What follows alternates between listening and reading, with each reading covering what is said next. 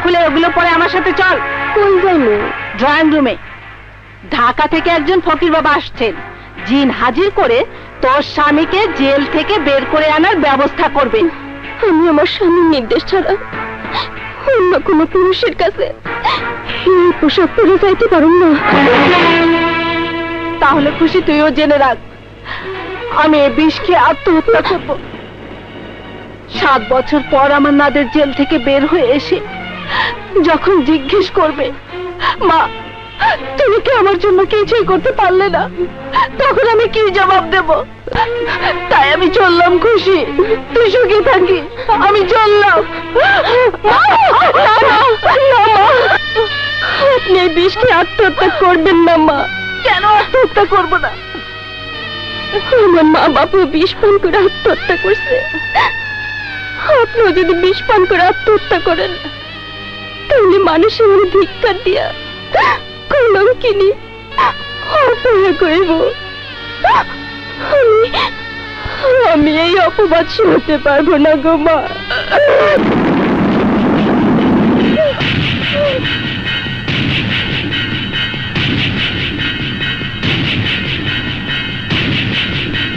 কে তুই? তোর জিনের বাপ।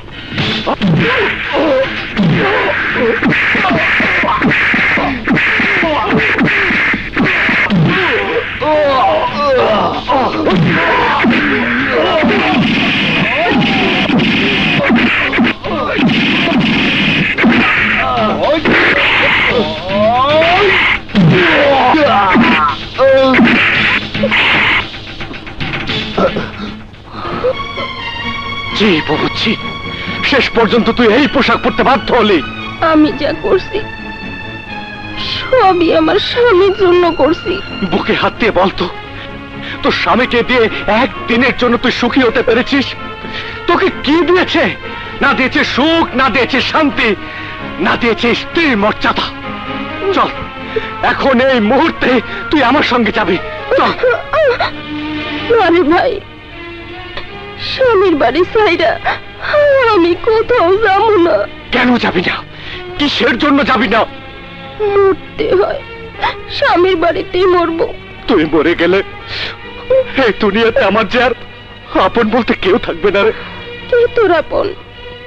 আমি অসম্ভব। বুবু, খবরদার ওই মুখে কখনো তুই আমার বুবু করে ডাকবি না। আজ যদি আমার মামুন বাচ্চা থাকতো তাহলে ও আমার কোনোদিন এত কষ্ট দিতে পারতো না। বুবু, বুবু রে। আমি এখন গিয়ে ফকির বাবারে কমো, সত্যি তুমি যদি আমার স্বামীর জেল থেকে ছাড়াই আনতে পারো তাহলে বিনিময়ে আমি আমার দেহ তোমার কাছে উজাড় করে দিব। না রে বুবু না, তুই এ কথা বলে আমার ভেতরে জ্বলন্ত আগুনকে আর নাড়া দিস নে বুবু, নাড়া দিস নে। আগামীকালে তোর স্বামীকে আমি জামিনে বের করি।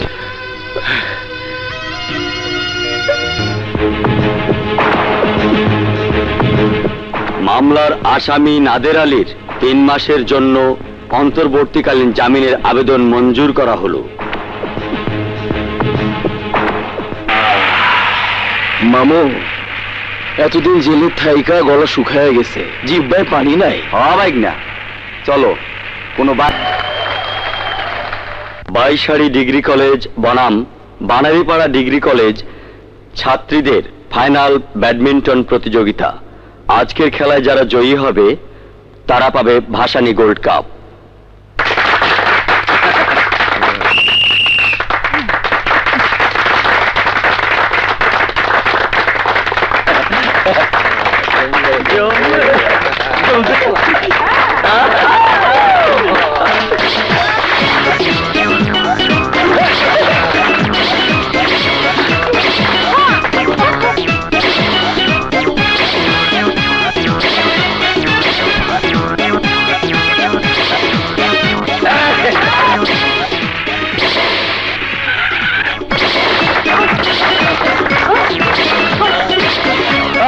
লোকের খেলা দেখা পাগল হয়েছি আমি আর মামু। আমার সদাই বলে খামু আর খামু। যাও মামু, ওরে নিয়ে মাঠে আসো। হ্যাঁ,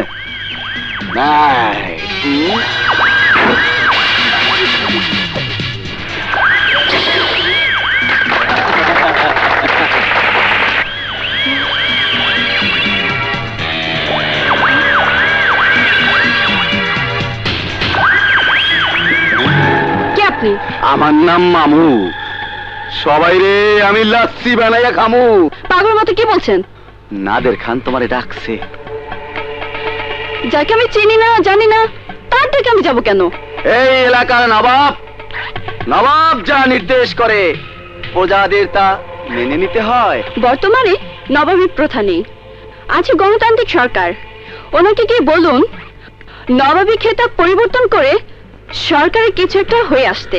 বাচ্চা কবুতরের মুখে প্রথম যখন ডাক ফুটে তখন সারাদিন শুধু বাকবাকুম বাকবাকুম ডাকতেই থাকে। মনে হয় এই মাইয়ার মুখে প্রথম ডাক ফুটছে রে। বুঝলি বান্ধবীরা, এক জাতের কুকুর আছে, শুধু ঘেউ ঘেউ করে চিৎকার করে। যখন আবার দুর্বুঝ দেখে তখন সে কুকুর আবার দৌড়ে পালায়। যে কুকুর আবার ঘেউ ঘেউ না কইরা নিঃশব্দে কামড় দিয়া বসে তাকে কোন জাতের কুকুর বলে আজ আমি তোকে দেখিয়ে দেব।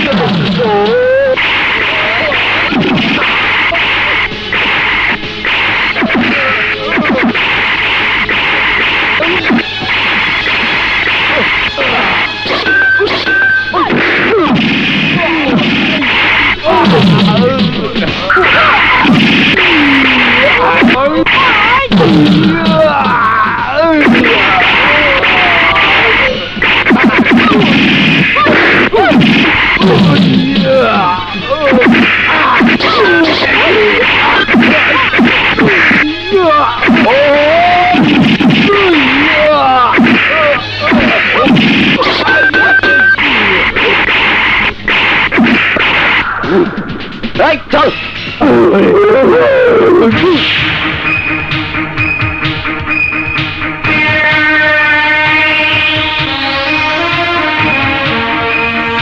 মেয়ে মানুষ হয়ে পুরুষের সাথে মারামারি করতে লজ্জা করে না? কেন? আমরা কি রক্তে মাংসে গড়া মানুষ না? না, আমি তা বলিনি। আমি বলতে চাচ্ছি মেয়ে মানুষ হয়ে কি পুরুষ মানুষের সাথে মারামারি করতে পারে? কেন? মেয়ে মানুষ আজ পুলিশে, আর্মিতে, এমনকি বিমানে পাইলট হিসেবে কাজ করে দক্ষতা পরিচয় বহন করছে। মেয়ে মানুষ হয়েছে বলে কি পুরুষের চেয়ে কোন অংশে কম? কথা বলো মজা। আইনের লোকের পকেটে হাত দেওয়ার অপরাধে আমি তোমাকে গ্রেপ্তার করছি।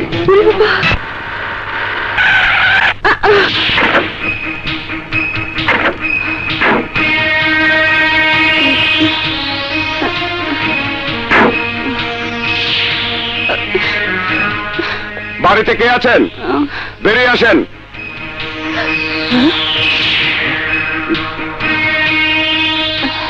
কি হয়েছে ওসি সাহেব? এই মেয়ে কি আপনাদের? হ্যাঁ, আমাদের মেয়ে। মা, বাবা। কি করেছে আমার মেয়ে? প্রতারণা মানে কি বলতে চাচ্ছেন আপনি? জিজ্ঞেস করুন আপনার মেয়েকে। মা পারুল, কি করেছো? আমি কিছুই করিনি, মিথ্যে বলে কলেজ মাঠ থেকে আমাকে ধরে এনেছে। আবার মিথ্যে কথা? বাবা, ওর বয়স খুব কম, সেই ছোটবেলা থেকে দুষ্টুমি করা ওর স্বভাব। না না, আমার বয়স কম না, 18 বছর 3 মাস 9 দিন 12 ঘন্টা। যেহেতু সে সাবালিকা সেহেতু তাকে ছাড়া যাচ্ছে না। সরি, আমি তাকে থানায় নিয়ে যাচ্ছি।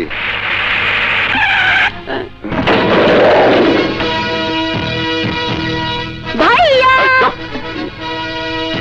ওসি সাহেব, আমার বোনকে কেন গ্রেফতার করেছেন জানতে পারি? আপনার পরিচয়টা দিন, তারপর বলছি। আমি ব্যারিস্টার মামুন। ও, আপনি তাহলে ব্যারিস্টার মামুন? জি স্যার। আপনার বোনের বিরুদ্ধে প্রতারণার অভিযোগ আছে। কোনো সাক্ষী প্রমাণ আছে? না, আমি নিজেই সাক্ষী, নিজেই বাদী।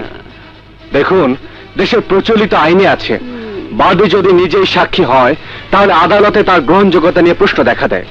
তাই বলছিলাম কি, আপাতত অভিযোগটি প্রত্যাহার করে নিন, নতুবা আপনাকে আমি আদালতের কাঠ গড়ায় দাঁড় করিয়ে ছাড়বো। এই না হলে কি আমার ব্যারিস্টার? স্যার প্লিজ, আমার বিরুদ্ধে আদালতে মামলা করবেন না। শত্রুকে যেন আল্লাহ কখনো কেস মামলা না ফেলায়। খুব খারাপ, ভীষণ খারাপ। ঠিক আছে, আমার বোন পারুলকে ছেড়ে দিন, কথা দিচ্ছি মামলা করবো না। ছেড়ে দিচ্ছি।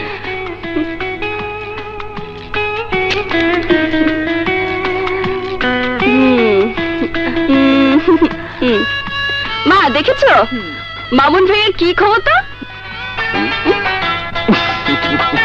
মামুন, তুই কি ওসি সাহেবকে আগে থেকে চিনিস নাকি? আমি তো চিনি, আপনিও চেনেন। আমি চিনি? কে আপনি? চাচা, আপনি না তুমি? আমাকে চিনতে পারছেন না? আমি মামুনের বন্ধু রফিক, আপনাদের থানায় গতকাল ওসি হিসেবে জয়েন করেছি। তুমি রফিক, তা আগে বলবে না? আজ সাদুর উকিলের ছেলে নাদেরের লোকের সাথে পারুলের ভীষণ গন্ডগোল হয়েছিল, ওকে ধরে নিতে চেয়েছিল, আমি রক্ষা করেছি।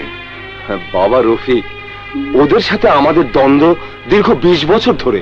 চাচা, আমি প্রস্তুতি নিচ্ছি, ওর সাথে প্রতি মিনিটে মিনিটে দ্বন্দ্ব আর চ্যালেঞ্জ করে যাব, দেখিও কি করতে পারে। এসব কথা বাদ দিয়ে ভিতরে এসো, আমি পাকের ঘরে যাচ্ছি। ঠিক বলেছে, চল ভেতরে যাই। এসো এসো। আমার সাথে এত বড় ব্যাপারে দেখাচ্ছি মজা।